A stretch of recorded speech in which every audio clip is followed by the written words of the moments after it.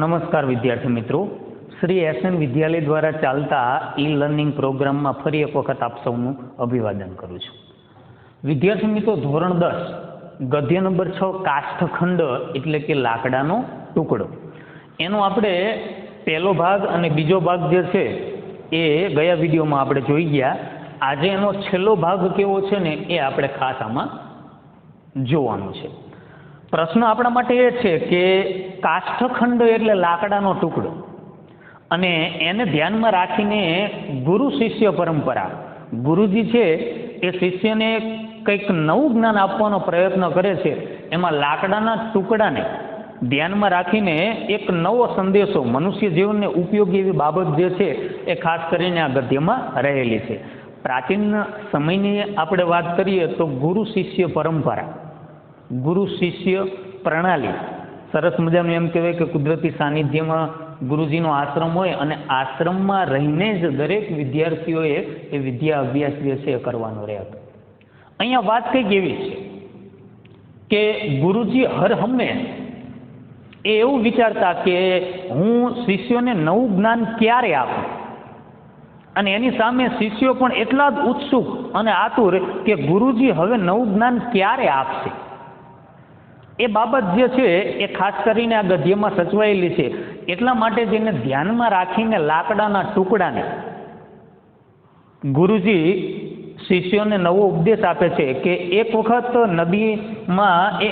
નદીના પ્રવાહમાં એક લાકડાનો ટુકડો તરતો તરતો એ જતો હતો. એટલે ગુરુજીનું ધ્યાન અચાનક એ લાકડાના ટુકડા ઉપર ગયું એટલે તરત શિષ્યોને કીધું કે જો આ લાકડાનો ટુકડો જે છે એ તરતો તરતો પ્રવાહ સાથે છેક સમુદ્રમાં પહોંચશે અને પોતાનું સુખી જીવન છે એ જીવશે, પરંતુ એને જવાના માર્ગમાં જો વિઘ્નો ન નડે તો.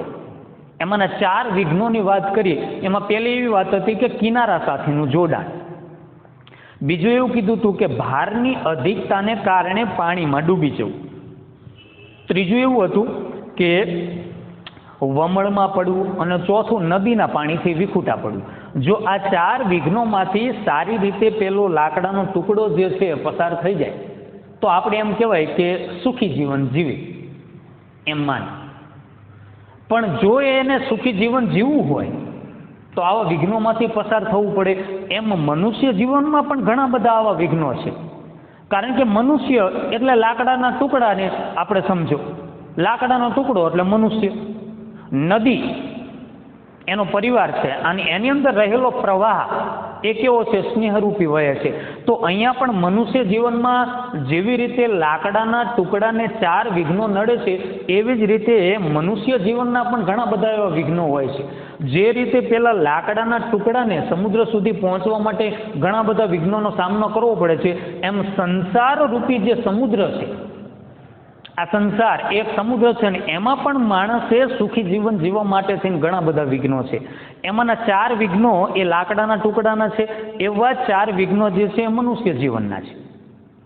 જેવી રીતે એ લાકડાના ટુકડાને એ વિઘ્નો નડે છે, એવા જ વિઘ્નો જે છે મનુષ્ય જીવનમાં પણ છે, જે એની સાથે જોડાયેલા છે. જો એમ કે છે કે માણસ એ પણ આવા વિઘ્નોમાંથી પસાર થઈ જાય તો એમ કહેવાય છે કે એ પણ પોતાનું સુખી જીવન જે છે એ સારી રીતે જીવે છે. તો મનુષ્ય જીવનના કેવા વિઘ્નો? એમાં 2 વિઘ્નોની આપણે વાત કરી હતી. તો લાકડાના ટુકડાનું પહેલું વિઘ્ન એવું હતું કિનારા સાથેનું જોડાણ. તો એવી જ રીતે મનુષ્ય જીવનનું પહેલું વિઘ્ન હતું આહાર, નિંદ્રા અને ભય. જેવી રીતે સતત પેલા કિનારા સાથે આ જોડાયેલું હોય છે, એમ આહાર, નિંદ્રા અને ભય જે છે એ સતત મનુષ્ય સાથે જોડાયેલું હોય છે. પણ વધારે પડતો જો સતત આમાં પડ્યા રહો, એમ કે સતત ને સતત આમાં પ્રવૃત્તિ રૂપ આપણે રહીએ, તો એવું કહેવાય છે કે એ એક વિઘ્નરૂપ બને છે. અને વિઘ્નરૂપ બને એટલે માણસ જે છે હતાશ થઈ જાય. એ ક્યારે પછી સુખરૂપી આ જે સંસાર સમુદ્ર જે છે, આ સમાજ જે છે, એમાં સુખી જીવન એ કોઈ દિવસ જીવી શકતો નથી. એ જ રીતે બીજું હતું કે ભારની અધિકતાને કારણે પાણીમાં ડૂબી જવું. તો મનુષ્ય જીવનનો કેવો ભાર છે? તો કે સામાજિક વ્યવહાર એ ક્યારેક ભારરૂપ બને. તો કઈ રીતે? તો સમાજમાં સામાજિક વ્યવહારની અપેક્ષા બધાને હોય. સમાજમાં એક સારું ઘડતર થાય, સમાજમાં લોકો ઓળખે, સમાજમાં એનું નામ હોય, આ દરેક વ્યક્તિને એની અપેક્ષા હોય, પણ બાબત કઈ સચવાયેલી છે કે અહીંયા એવું કીધું છે કે જો એ સામાજિક વ્યવહાર તમે શક્તિનું અતિક્રમણ કરીને કરો ને તો ક્યારેક હતાશ થઈ જાઓ, ક્યારેક નાસીપાસ થઈ જાઓ. અને એક વખત માણસ હતાશ થઈ જાય એટલે એમ કહે છે કે એને જ્યાં પોતાના લક્ષ્ય સુધી પહોંચવું છે ત્યાં સુધી પહોંચી શકે નહીં, અને ના પહોંચી શકે એટલે પોતે એ સુખી જીવન જીવતો નથી. એટલે ક્યાંક ને ક્યાંક એ માણસ જે છે એ જીવનમાં દુઃખી રહે છે. હવે ત્રીજું છે મહત્વનું વિઘ્ન કે આવર્તપાતતા, એટલે વમળમાં પડવું. તો મનુષ્ય જીવનમાં વમળ કેવા છે? વમળરૂપ. જેવી રીતે મોટું અને મહાભયાનક વિઘ્ન છે એમ મનુષ્ય જીવનમાં પણ ઘણા બધા એવા મહાભયાનક વિઘ્ન છે. જો એક વખત મનુષ્ય આમાં આવી જાય આ વમળરૂપી, તો એ ક્યારેય બહાર નીકળી શકતો નથી અને એ પણ પોતાનું સુખી જીવન છે એ બરબાદ કરી નાખે છે. તો જોઈએ આપણે ત્રીજું વિઘ્ન કેવું છે. ત્રીજું અને ચોથું એ બે વિઘ્નો જે છે એ મનુષ્ય જીવનના કેવા છે એ આપણે સમજવાનો પ્રયત્ન કરીએ. પહેલા તો ત્રીજો વિઘ્ન એ પેરેગ્રાફને આપણે પહેલા શાબ્દિક પરિચય લઈ લઈએ, ત્યારબાદ શબ્દસહ ભાષાંતર એ આપણે સમજવાનો પ્રયત્ન કરીશું. સુરાપાનમ, અક્ષક્રીડા, તમાકુ ભક્ષણમ, ચોર કર્મ ઇત્યાદિની દુર્વ્યસનાની માનવ જીવને આવર્તભૂતાની સંતિ. એષુ પતિતો જન બહિ આગંતુમ ન શક્નોતિ અતઃ તત્ર પતનમ એવ ન ભવેત તાદૃશમ પ્રયત્ન સતતમ કરણીયો ભવતિ. યેહ જનાઃ વ્યસનેષુ પતિતાઃ સંતિ તે તરંતઃ અપી એકસ્મિન સ્થાને પરિતઃ ભ્રમંતિ તેષાં પ્રગતિ બાધિતાં ભવતિ તત તે સુખાદિરૂપં સંસાર સમુદ્રમ પ્રાપ્તુમ ન અર્હન્તિ. આ ત્રીજું વિઘ્ન છે આવર્તપાતતા. હવે મનુષ્ય જીવનના કેવા એ વિઘ્નો છે જોઈએ. પેલું કીધું સુરાપાન, એટલે એવું કીધું છે કે સુરાપાન એટલે દારૂનું વ્યસન, અક્ષક્રીડા એટલે જુગારની રમત, તમાકુ ભક્ષણમ એટલે તમાકુનું સેવન, અને ચોર કર્મ એટલે ચોરીનું કાર્ય ઇત્યાદિની દુર્વ્યસનાની. આ દુર્વ્યસનો માનવ જીવને આવર્તભૂતાની સંતિ, મનુષ્ય જીવનમાં વમળરૂપ હોય છે. એ શું? પતિતો જન, આમાં પડેલો માણસ બહિ આગંતુમ ન શક્નોતિ, બહાર આવી શકતો નથી. અતઃ આથી તત્ર પતનમ એવ ન ભવે, તેનું પતન જ ન થાય. તાદૃશ પ્રયત્ન સતતમ કરણીયો ભવતિ, તેવા પ્રયત્ન એ હંમેશા કરવા જોઈએ. યેહ જનાઃ જે માણસ વ્યસનેષુ પતિતાઃ સંતિ, વ્યસનમાં પડેલા હોય છે તે તરંતઃ અપી, તે તરવા છતાં પણ એકસ્મિન સ્થાને પરિતઃ ભ્રમંતિ, એક જ સ્થાને ચારે બાજુ ફરે છે. તેષાં પ્રગતિ બાધિતાં ભવતિ, તેમની પ્રગતિ એ અટકી જાય છે. તતસ્તે પછી તે સુખાદિરૂપમ સંસાર સમુદ્રમ, સુખરૂપી સંસાર સમુદ્રને પ્રાપ્તુમ ન અર્હંતિ, પ્રાપ્ત કરી શકતા નથી. અહીંયા એવું કીધું છે કે જો ચાર એ વમળરૂપ છે. પહેલું એવું કીધું છે કે જુગારની રમત, બીજું એવું કીધું છે કે દારૂનું વ્યસન, ત્રીજું એવું કીધું છે કે તમાકુનું સેવન, અને ચોથું એવું છે કે ચોરીનું કાર્ય. જો આ ચાર લતથી માણસ એક વખત આવી જાય એટલે એમ કહે છે કે એમાંથી કોઈ દિવસ બહાર જ ન નીકળી શકે. આ ચારે ચાર બાબત એવી છે ને કે મનુષ્ય જીવનમાં ખરેખર વમળરૂપ જ હોય છે. પેલું એ કીધું કે સુરાપાન, એટલે અહીંયા એવું છે કે મદિરાપાન. એ મદિરા એટલે દરેક પ્રકારના પીણા એવા કેફી એ આવી ગયા. હવે એક વખત માની લો કે આપણે સામાન્ય ઉદાહરણ લઈએ, દારૂ પીવો. એક વખત જેને દારૂની લત લાગી ગઈ હોય એટલે એને પીધા વગર ચાલે જ નહીં, અને આમ ને આમ પોતાનું શરીર જે છે ખતમ થઈ જાય. એક વખત આમાં એક વખત માણસ પડી ગયો ને એટલે જીવનમાં કોઈ દિવસ બહાર નીકળી શકે નહીં. તમે જુઓ ઘણા બધા દારૂડિયાના આપણે રસ્તામાં હાલતા ચાલતા આપણે જોયા હશે. જુઓ તમે, બસ એનું જીવન જ એવું હોય.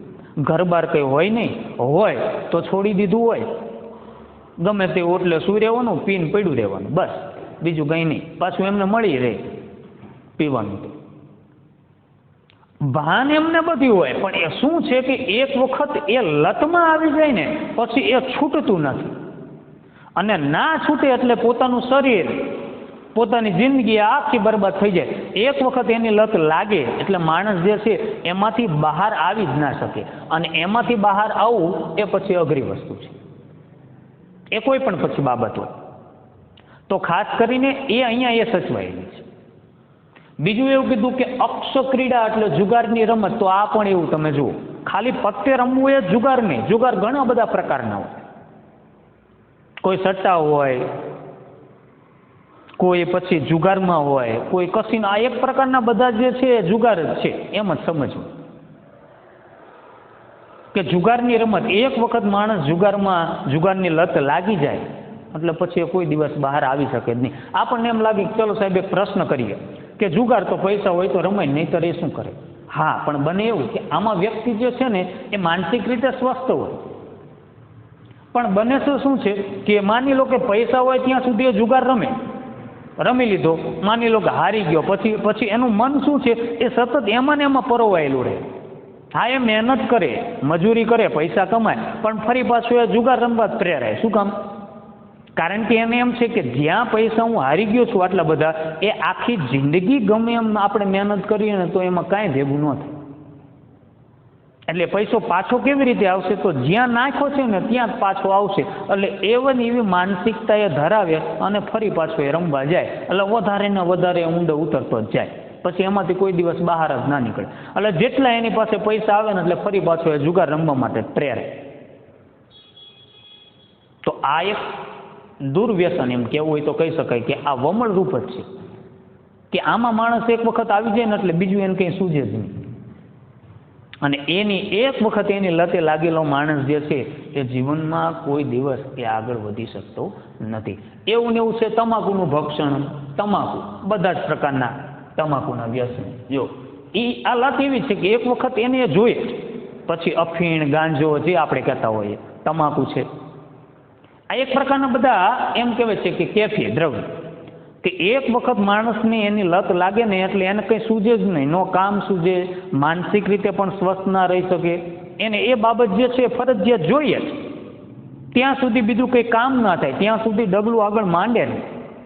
તાવ આવી જાય, કોઈ શારીરિક બીમાર પડી જાય.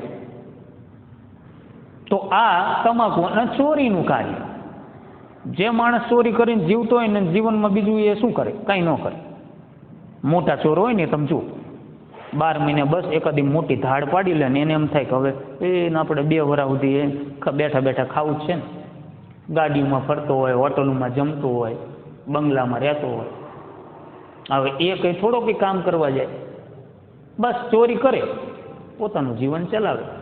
પણ એને એવી ખબર નથી જો કદાચ પકડાઈ ગયા ને કંઈક મોટી મુશ્કેલી આવી ગઈ ને તો પછીની જે જિંદગી જે છે ને એ કેવી જશે ને એના માટે મોટો પ્રશ્નાર્થ હોય. પછીનું શું? તો એ કોઈ વિચાર કરે જ નહીં, બસ ચોરી કરવી. અને જે માણસ જલસાથી રહેતો હોય, હોટલોમાં જમતો હોય, ગાડીમાં ફરતો હોય, એને પછી એવું કંઈ સૂઝે નહીં કે કામ કરવું છે. બસ એનું તો મને એમ જ છે કે હવે ચોરી કરવાનું, એક ધાડ મોટી પાડી દઈએ એટલે ફરી પાછા 1-12 મહિના બેઠા બેઠા જમવાનું ચાલશે. એને જ્યાં સુધી જલસા કર્યા હોય ને ત્યાં સુધી બરાબર છે, પણ પછીના જલસા કેવા છે ને એના માટેનો મોટો પ્રશ્નાર્થ છે. પકડાઈ જાય કે કંઈક એની સાથે એવી કોઈ દુર્ઘટના થાય તો શું? એટલે એનું જીવન છે ને એ અનિશ્ચિત, કોઈ નક્કી નહીં ક્યારે શું થાય. એના માટે મોટો પ્રશ્નાર્થ હોય. અને આવા માણસ પાછા સમજે નહીં. બસ એને મને એમ જ છે ચોરી કેવી રીતે કરવી. ચોરી બધા પ્રકારની હોય, કેટલા બધા પ્રકારના ચોરો હોય શકે. તો આ ચોરીનું કાર્ય એમ કે છે કે આ પણ એક વમળ રૂપ હોય છે. હવે અહીંયા એવું કીધું છે કે આ ચારેય બાબતોમાં કે એમ કે છે કે દુર્વ્યસનમાં પડેલો માણસ જે છે ને એ વમળ રૂપ હોય છે. એટલે એ ચક્રાવાત લેતો હોય તમે જુઓ. અને આવો માણસ જે છે ને કે કોઈ દિવસ બહાર આવી શકે જ નહીં. કોઈ દિવસ બહાર આવી શકે જ નહીં. કૂવામાંના દેડકા જેવી છે કે બહાર નીકળે તો એને ખબર પડે ને કે સંસાર શું છે. આ તો પછી એવું છે કે તરતા આવડતું ન હોય ને સમુદ્રમાં તમે જુઓ એટલે એને એમ થાય કે મને તો ઘણું બધું તરતા આવડે છે, હે, આમ તેમ કરીને કિનારે આવવાનો પ્રયત્ન કરે, પણ એ શું છે કે એટલામાં ને એટલામાં જ ઘૂમતો હોય. એને એમ થાય કે ઘણું બધું હું તરી ગયો, પણ હજી કિનારો આવ્યો જ નહીં, પણ અહીંયા ગોરે ગોળ ચક્રાવા જ લેતો હોય. એ આવડ પાત હતા એટલે વમળમાં એવો ફસાઈ જાય ને કે બહાર જ ના આવી શકે. એમાં આ ચારેય બાબત જે છે ને એ વમળ રૂપ જ છે કે આમાં પડેલો માણસ કોઈ દિવસ બહાર આવતો નથી. પણ છતાં આપણે એવા પ્રયત્ન કરવા જોઈએ, આપણે એવા પ્રયત્ન કરવા જોઈએ કે આમનું પતન ન થઈ જાય સાવ. પણ માણસ માને છે. હવે દારૂડિયો હોય ને તમે જુઓ સરસ મજાનો ક્યાંક કોઈ કથા ચાલતી હોય કે સારા કોઈ ઉપદેશ આપતા હોય ત્યાં તમે એને લઈ જાઓ ને બેસ, એમાં ગુરુજી કે ભાઈ કોઈ ઋષિ કથા વાંચતા હોય ને એની અંદર એવું કંઈક વાક્ય આવે ને એમ કે ભાઈ કોઈ દિવસ એવું કાર્ય ના કરવું જોઈએ જેથી કરીને આપણે મુશ્કેલીમાં મુકાઈ જઈએ, દુર્વ્યસનોથી દૂર રહેવું, દારૂ પીવો નહીં, જુગાર રમવું નહીં. એટલે તરત પેલા એમ કે જોયું કીધું એટલે હા હા રાખે. એક દિવસ બે દિવસ પછી પાછો તમે જુઓ એટલે એ દેશીની પોટલી લઈને ઓટે બેઠો જોઈએ, એમાં કંઈ ફેર ન પડે કોઈ દિવસ. દારૂડિયાને તમારે હૃદય પરિવર્તન થાય જ નહીં. આ મનથી મૂકે તો મૂકે પણ એમાં બહુ ઓછા હોય, 100 2 જણા તમે માને. બાકી દારૂનું જેને બંધાણ હોય એ મૂકે. જ્યાં સુધી એનું પતન ન થાય ને ત્યાં સુધી એ પીવાની લત છોડે જ નહીં. એને ગમે એવો ઉપદેશ આપો, એની આગળ સાક્ષાત એમ કે ગુરુ મહારાજ આખા સામે બેવડ્યો ને તો એને ગમે એવું જ્ઞાન આપો ને તો એને મનમાં ઉતરે જ નહીં. હા એ હાય હા રાખે, 1 દિવસ કે 2 દિવસ પૂરતું હોય, પછી ત્રીજે દિવસે તમે જુઓ એટલે હતો ને એવો જોઈએ. ભેંસ આગળ ભાગવત જેવી બાબત છે. આમ કોઈ દિવસ એમનું સારું થાય જ.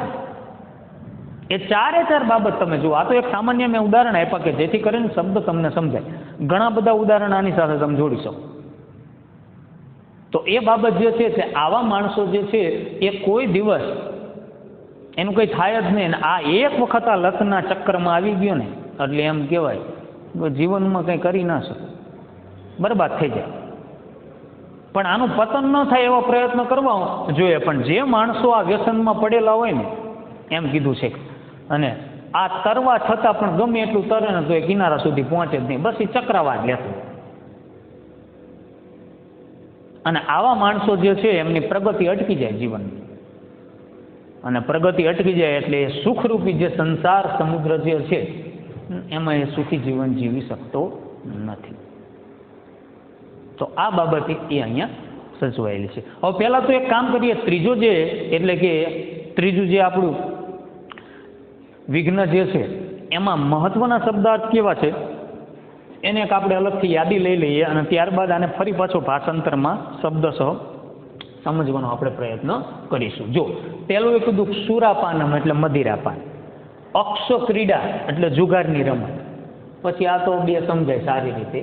દુર્વ્યસનાની એટલે આવા વ્યસનો, આવર્ત ભૂતાની એટલે વમળરૂપ. પછી આવશે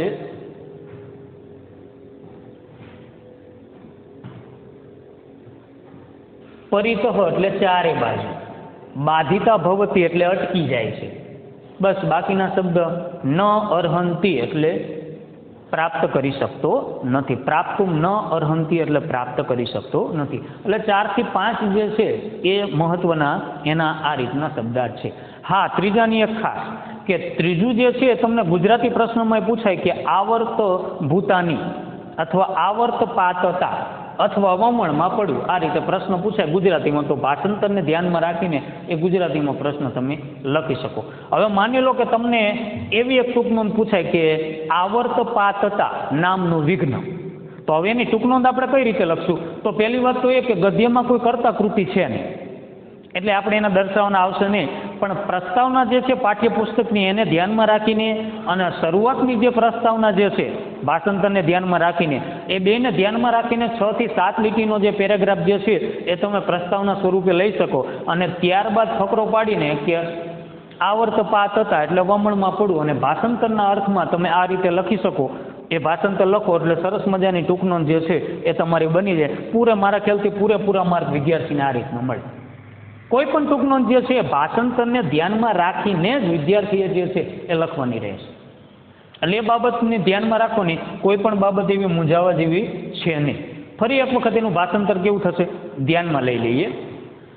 મદિરા સુરાપાનમ એટલે મદિરાપાન, અક્ષ ક્રીડા જુગારની રમત, તમાકુ ભક્ષણમ એટલે તમાકુનું સેવન, ચોર કર્મ અને ચોરીનું કાર્ય ઇત્યાદિની દુર્વ્યસનાની, આવા દુર્વ્યસનો માનવ જીવને આવર્ત ભૂતાની સંતિ, મનુષ્ય જીવનમાં વમળરૂપ હોય છે.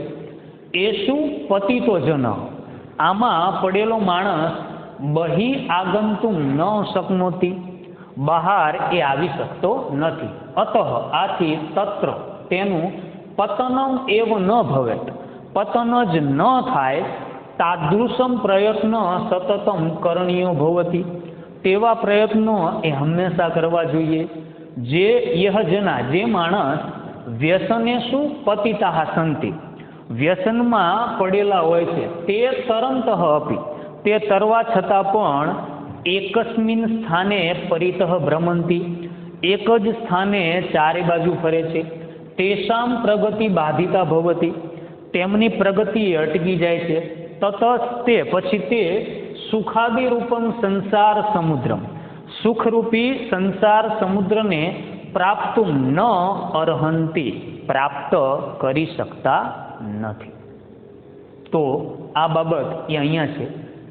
હવે છેલ્લું વિઘ્ન કેવું છે એને આપણે એક વખત જોવાનું છે. પહેલાં તો શાબ્દિક પરિચય લઈ લઈએ, ત્યારબાદ શબ્દશ આપણે એને ફરી પાછો સમજવાનો પ્રયત્ન કરીશું. પરિવારાત મુખત્વમ એવ નદી જલ વિયોગ, સામાન્યતયા પરિવારે નિવસંત એવ વયમ સંસાર સમુદ્રમ પ્રાપ્તુમ સમર્થા ભવામः, પરંતુ યદિ કશ્ચિત જનઃ સ્વાર્થાવસાત ક્રોધાવસાત વા પ્રતિમુખો ભવતિ, સહ અપી નદી પરિવાર જલ સ્નેહ વિયુક્તઃ કદાચિદ અપી જ્ઞાનેન ચ આનંદમય સંસાર સમુદ્રમ ન પ્રાપ્નોવંતિ. હવે અહીંયા એવું કીધું છે કે પરિવારાત પ્રતિમુખત્વ એટલે પરિવાર સામે ઊભું રહેવું અથવા પરિવારથી વિમુખ થઈ જવું. નદી જલ વિયોગ, એ નદી થઈ વિખૂટા પડવા જેવું છે. એટલે અહીંયા એવું છે કે પરિવારથી છૂટા પડવું એ નદીના પાણીથી વિખૂટા પડવા જેવું છે. સામાન્યતયા પરિવારે, સામાન્ય પરિવારમાં નિવસંત વસતા એવમ વયમ, આપણે સંસાર સમુદ્રમ પ્રાપ્તુમ સમર્થા ભવામાં, સંસાર સમુદ્રને પ્રાપ્ત કરવા માટે સમર્થ છીએ. પરંતુ જો કશ્ચિત જન, કોઈ માણસ સ્વાર્થવસાત વા ક્રોધાવસાત, સ્વાર્થને કારણે કે ક્રોધને કારણે પ્રતિમુખો ભવતી, પ્રતિમુખ એટલે સામે ઊભો રહી જાય છે. સહ અપી, તે પણ નદી અર્થાત પરિવાર, જલ અર્થાત સ્નેહ, વિયુક્ત થી વિયુક્ત થયેલો, કદાચિત અપી ક્યારેય પણ જ્ઞાનેન ચ આનંદમય સંસાર સમુદ્રમ, જ્ઞાન અને આનંદરૂપી સંસાર સમુદ્રને ન પ્રાપ્નોવંતી, પ્રાપ્ત કરી શકતો નથી. હવે અહીંયા સામાન્ય સમજવા માટે એવું છે કે પરિવારથી વિખૂટા પડવું એટલે નદીના પાણીથી વિખૂટા પડવા જેવું છે. એક વખત તમે પરિવારથી વિખૂટા પડી જાઓ એટલે તમારે જ્યાં લક્ષ્ય સુધી પહોંચવાનું છે ને ત્યાં સુધી તમે ના પહોંચી શકો. તમારી પ્રગતિ અટકી જાય, કારણ કે પરિવારનો સાથ ના મળે, કુટુંબનો સાથ ના મળે, મિત્ર મંડળનો સાથ ના મળે એટલે એકલા તમે શું કાર્ય કરો?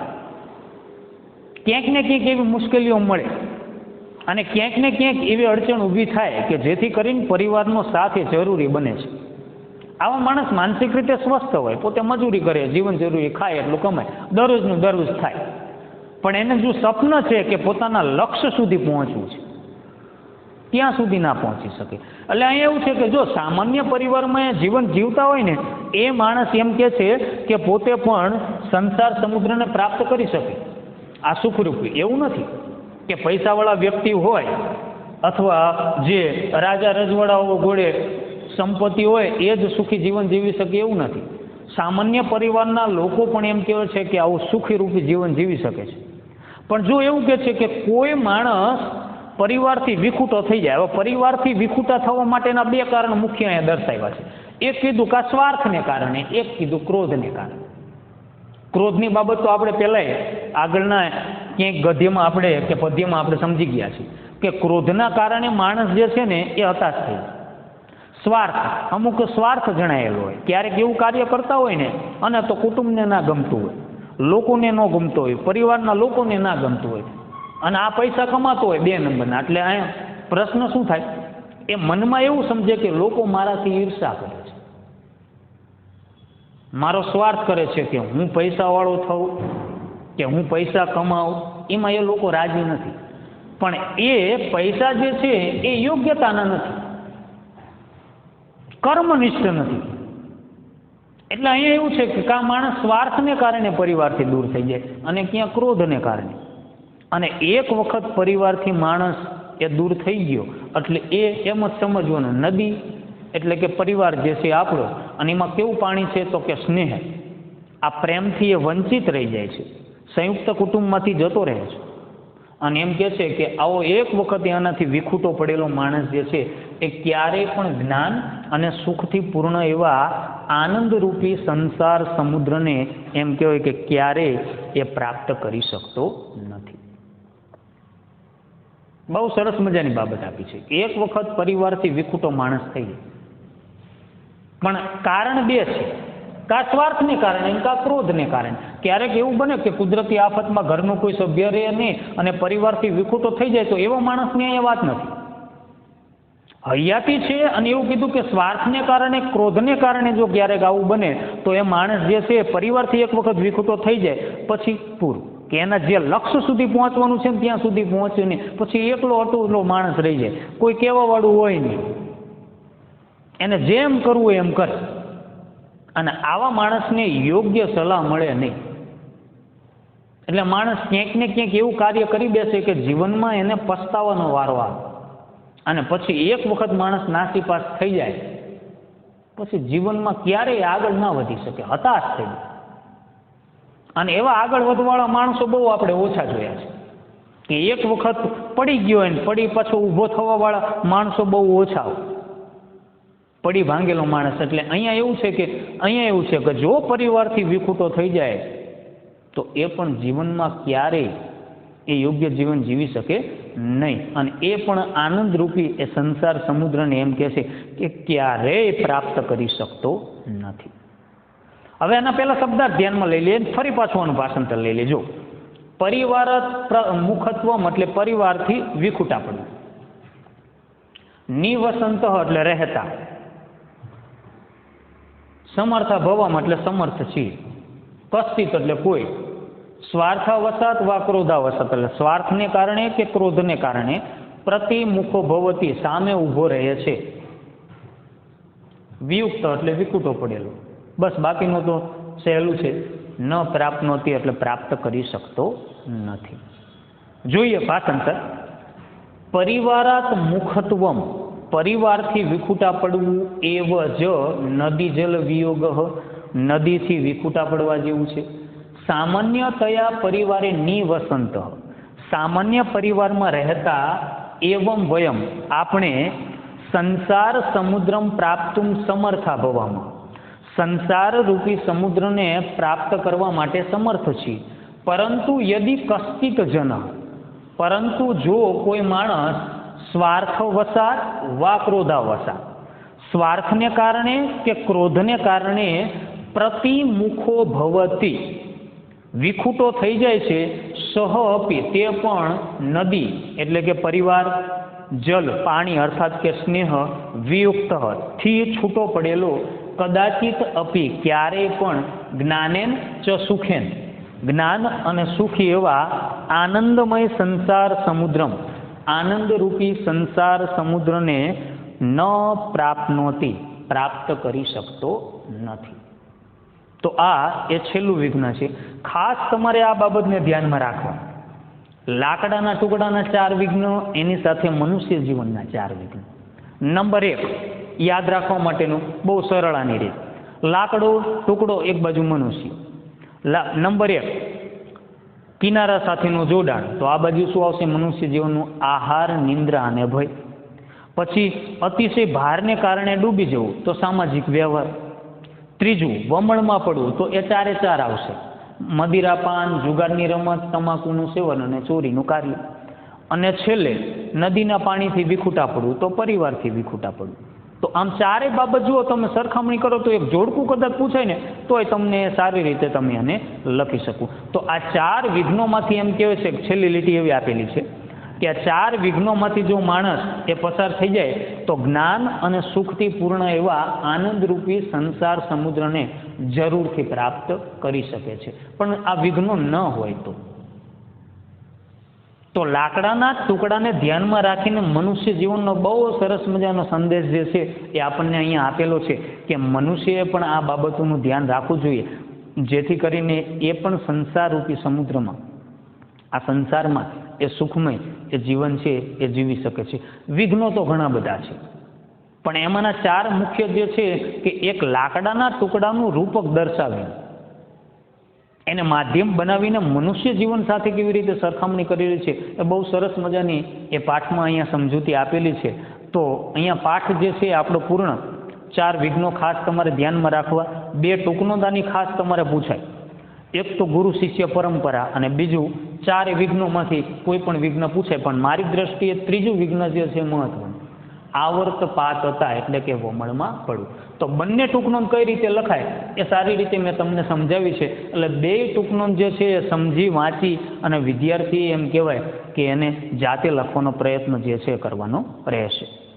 ત્યારબાદ આનું ભાષાંતર, એમાં આનું સ્વાધ્યાય ખાસ એ વિદ્યાર્થીએ પોતાની પ્રેક્ટિસ બુકમાં આ પાઠ પૂર્ણ થઈ જાય ત્યારે એ સ્વયં પોતે એમ કહેવાય કે એ હોમવર્ક એ દરેક વિદ્યાર્થીને એ લખવાનું રહેશે પોતાની પ્રેક્ટિસ બુકમાં. પણ ખાસ દરેક લેક્ચરમાં હું કહું છું એ પ્રમાણે કે જો કોઈ પણ વિદ્યાર્થીને કોઈ પણ પેરેગ્રાફ કે કોઈ પણ સંસ્કૃતનો કે ગુજરાતીનો પ્રશ્ન ના સમજાય તો સાહિત્યની મદદથી કે પછી પાઠ્યપુસ્તક કે આપણે સમજાવીએ ભાષાંતરની મદદથી એને જોઈ લેવો. બરાબર વાંચીને સમજીને શક્ય હોય ત્યાં સુધી વિદ્યાર્થીએ બાબત જોયા વગર જ લખવાની રહેશે, જાતે જ લખવાની રહેશે, જેથી કરીને ગમે ત્યારે પરીક્ષામાં પૂછાય એટલે વિદ્યાર્થીને ખૂબ જ એ લખવામાં સરળતા રહે. એ હેતુથી જ વિદ્યાર્થી જે છે એ રીતે જ લખવાનો જે છે પ્રયત્ન કરશે. તો આટલી બાબત આ ગદ્ય માટે ખાસ વિદ્યાર્થીએ ધ્યાનમાં રાખવી. મહત્ત્વના શબ્દાર્થની યાદી બનાવી એ પણ એક જરૂરી છે, જેથી કરીને ભાષાંતર જે છે એ વિદ્યાર્થીને ખૂબ જ સરળ રીતે સમજાય એ બાબતે આપણે અહીંયા ધ્યાનમાં લીધેલી છે. તો આજના વિડીયોમાં આટલું જ. ફરી પાછા નવા અને ગદ્ય કે પદ્ય સાથે જલ્દીથી મળીશું. પણ જતાં પહેલાં આજનું જે ચાલ્યું છે એનું ફક્ત ભાષાંતર કેવી રીતનું છે એ ફક્ત લઈ લઈએ, બરાબર? ત્યારબાદ આટલા આ ગદ્ય જે છે એ આપણે અહીંયા પૂર્ણ કરીએ. તો પહેલાં ફક્ત ભાષાંતર, શક્ય હોય તો વિદ્યાર્થી જે છે એ પોતાનું પાઠ્યપુસ્તક જે છે એ સાથે રાખશે. જોઈએ, મદિરાપાન, જુગારની રમત, તમાકુનું સેવન અને ચોરીનું કાર્ય, આ બધા દુર્વ્યસનો મનુષ્ય જીવનમાં વમળરૂપ હોય છે. આમાં પડેલો માણસ બહાર આવી શકતો નથી. આથી તેનું પતન જ ન થાય તેવા પ્રયત્ન એ હંમેશા કરવા જોઈએ. જે માણસ વ્યસનમાં પડેલા હોય છે તે તરવા છતાં પણ એક જ સ્થાને ચારે બાજુ ફરે છે. તેમની પ્રગતિ એ અટકી જાય છે. પછી તે સુખરૂપી સંસાર સમુદ્રને પ્રાપ્ત કરી શકતો નથી. આ ત્રીજું વિઘ્ન. હવે ચોથું જોઈએ. પરિવારથી વિખૂટા પડવું જ નદીના પાણીથી વિખૂટા પડવા જેવું છે. સામાન્ય પરિવારમાં રહેતા આપણે સંસારરૂપી સમુદ્રને પ્રાપ્ત કરવા માટે સમર્થ છીએ, પરંતુ જો કોઈ માણસ સ્વાર્થને કારણે કે ક્રોધને કારણે વિખૂટો થઈ જાય તો તે પણ અહીંયા સંધિ છે સહ અપી, તે પણ નદી એટલે કે પરિવાર, પાણી એટલે કે સ્નેહથી વિયુક્ત એટલે છૂટો પડેલો ક્યારેય પણ જ્ઞાન અને આનંદરૂપી સંસાર સમુદ્રને પ્રાપ્ત કરી શકતો નથી. અને પછી છેલ્લી લીટી એને ધ્યાનમાં રાખીને જગ્યાના અભાવે મેં લખી નથી. છેલ્લી લીટી બહુ સરસ મજાની છે કે આમ 4 વિઘ્નોથી રક્ષાયેલો માણસ જ્ઞાન અને સુખથી પૂર્ણ એવા સંસારરૂપી સમુદ્રને જરૂરથી પ્રાપ્ત કરી શકે છે. તો આ બાબત જે છે ખાસ વિદ્યાર્થીએ ધ્યાનમાં રાખવી. તો આજના વિડીયોમાં આટલું જ. ફરી પાછા આપણે જલ્દી ગદ્ય કે પદ્ય સાથે ઓનલાઈન વિડીયોમાં આપણે મળીશું. ત્યાં સુધી અસ્તુ. જય હિન્દ, જય ભારત.